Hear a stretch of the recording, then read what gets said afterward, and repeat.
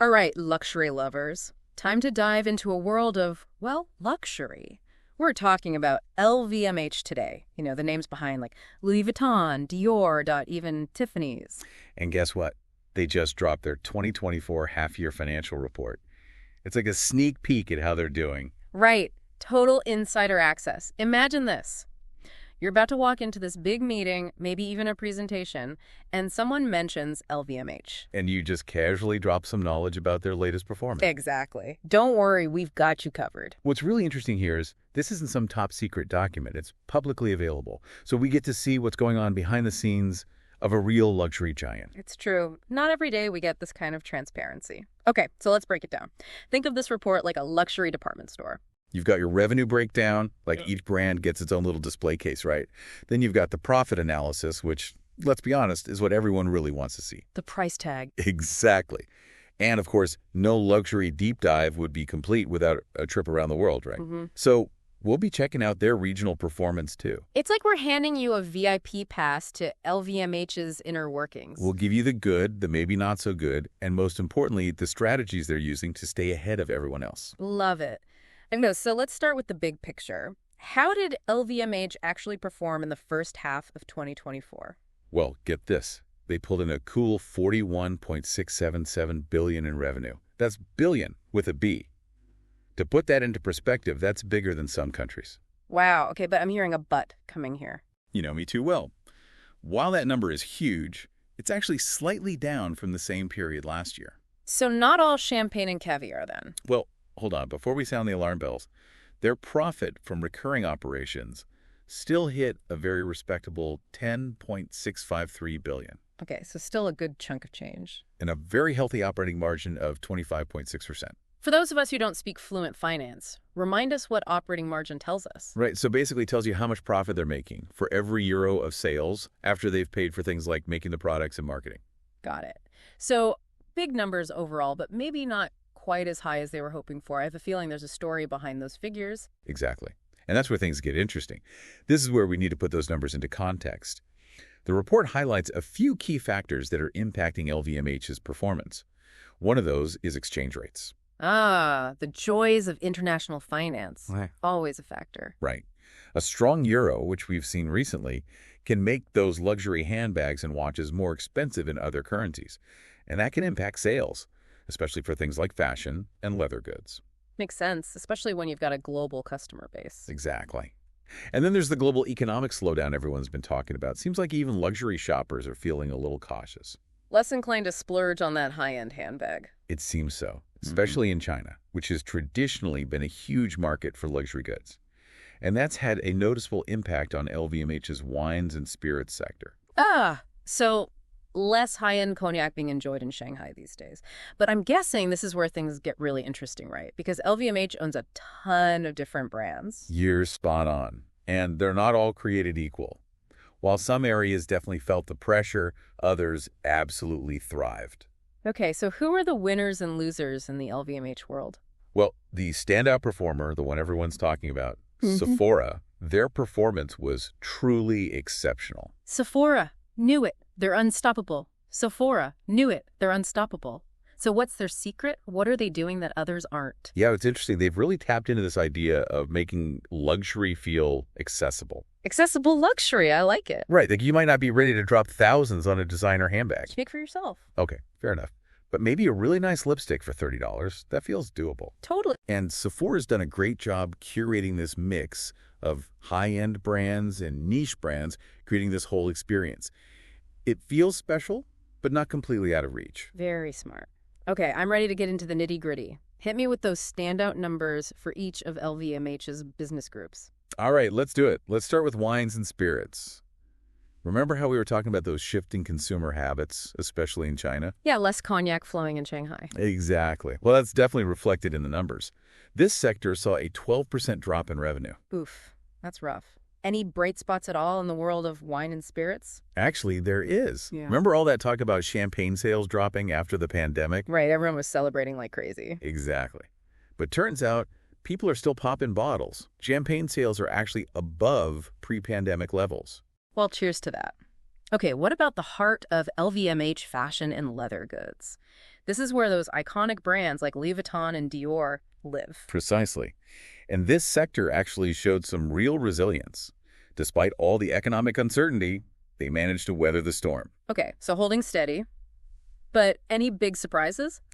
Actually, yeah. Some of their smaller, maybe lesser-known brands were the real rock stars. Oh, really? Like who? Think Loewe, Loro Piana, Rimowa. Okay, I'm seeing those names pop up more and more. Exactly. And they weren't just surviving, they were thriving. It really highlights the importance of having a diverse portfolio of brands. Makes sense. You've got to appeal to different tastes, different budgets. Okay, so not just relying on those big heritage brands to carry the weight. What about perfumes and cosmetics? You'd think in tougher times, people might cut back on those little luxuries? You'd think so, right? But actually, this sector saw some pretty solid growth, like 6% growth. So maybe those little indulgences are actually recession-proof. Right. A little pick-me-up never hurt anyone. And a lot of this growth was driven by new fragrances. Of course, who can resist a new perfume? Exactly. And speaking of irresistible perfumes, Japan led the way in terms of regional growth for this category. Interesting. They must have a nose for luxury. Okay, let's talk about something sparklier: watches and jewelry. This is where things get a little counterintuitive because we keep hearing about the luxury watch market cooling down, but then the report mentions record-breaking sales for high-end jewelry. So what's the deal? It's fascinating, right? It's almost like two separate markets. You've got your everyday luxury watches, which, yeah, maybe people are thinking twice about right now. But then you have those really high-end jewelry pieces, those investment-worthy pieces. That market is booming. So it's less about telling time and more about making a statement. Exactly. For a certain clientele, those economic swings don't really matter. In fact, they might even see it as a buying opportunity. Interesting. So while I might hesitate to splurge on a new watch, someone else is out there thinking, time to buy that Bulgari high jewelry piece I've had my eye on. Exactly. The appetite for truly exceptional pieces, like Bulgari's Eterna collection, is as strong as ever. Wow, the ultra-wealthy really are different. Okay, last but not least, let's circle back to our star performer, Sephora. Give me the victory lap. What kind of amazing numbers are we talking about here? Okay, get ready for it. Double-digit growth. Yeah. In both revenue and profit. They are crushing it. Sephora, you truly are the queen. So we've seen the snapshot of LVMH's performance, some expected bumps in the road, some nice surprises. But what does it all really tell us? What are they doing to not just survive, but thrive, especially now? They're not just, riding the wave. They're like building the surfboard. Love that analogy. Okay, so what's their secret? What are those key moves that make them such strategic masterminds? I think their strategy really comes down to three main things. First, they are doubling down on what they're already amazing at. Which is? Innovation, craftsmanship, that commitment to creating those incredible retail experiences. You can't just rest on your laurels in the luxury market. For sure. Got to keep raising the bar. So what kind of innovations are we talking about here, specifically? Well, think about it this way. When you buy, say, a Dior perfume now, you're not just buying the scent. There's a bigger picture. Exactly. They're really pioneering these new sustainable luxury practices, like their fragrances now. They're using flowers and plants grown through regenerative agriculture. Wow. So they're not just selling a product, they're selling a whole philosophy. Right. It's like luxury with a conscience. And it's not just happening behind the scenes either. Oh, tell me they're doing something cool with the actual shopping experience. Oh, absolutely. Sephora, for example, they're all about that personalized experience. Which makes sense, right? Because beauty is personal. Exactly. They have this amazing high-tech skin diagnosis tool. It uses AI to, analyze your skin and recommend products just for you.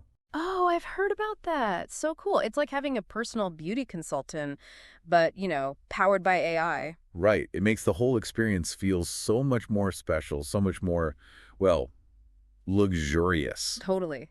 Okay, so we've got innovation, we've got that focus on experience, and what was the second pillar of their strategy? Oh, right. Expansion. Remember how well Sephora is doing? Well, they've got big plans to keep that momentum going. World domination. I love it. Pretty much. Their U.S. expansion, especially their partnership with Kohl's, is brilliant. It's like they're meeting customers where they are. You might not necessarily seek out a high-end department store. But you might pop into your local Kohl's. And then, boom, you're immersed in the world of Sephora. And then, you discover all these amazing brands, and you're hooked. It's a gateway to luxury. So smart.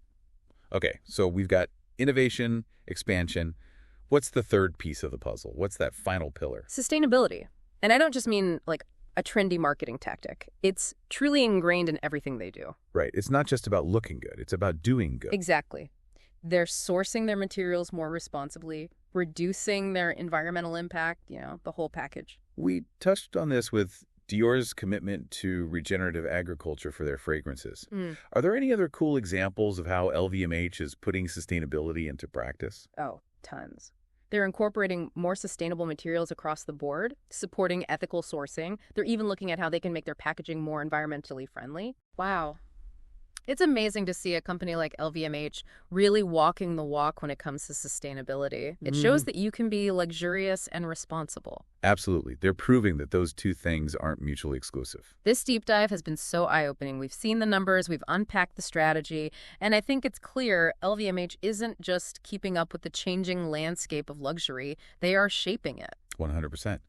They're not just selling products, they're selling a vision of what luxury can be. So well said. And with that, luxury lovers, we wrap up another deep dive. We explored the world of LVMH, dove into their 2024 half-year financial report, and uncovered some fascinating insights into the future of luxury.